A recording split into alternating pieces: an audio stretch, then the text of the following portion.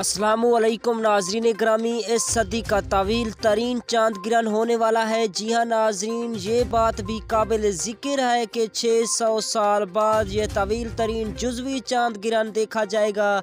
ये किन किन ममालिक में देखा जाएगा और इसका दरौनिया कितना होगा, मैं आपको इस हवाले से मुकम्मल तर तफसील से आगाह करने वाला हूँ इस छोटी सी वीडियो में। दोस्तों, उससे पहले इस वीडियो को लाइक करके अगर आप इस चैनल पर न्यू हैं तो इस चैनल को सब्सक्राइब करके साथ दिए बेल आइकन को ज़रूर इनेबल कर दें। तो दोस्तों, मैं आपको बताता चलूँ, दुनिया के बड़े हिस्से का जुज़वी चांद गिरहण का नज़ारा किया जा सकेगा, जिसमें शुमाली जनूबी अमेरिका, ऑस्ट्रेलिया, यूरोप, मशरकी एशिया समेत शुमाल और मगरबी अफ्रीका शामिल हैं।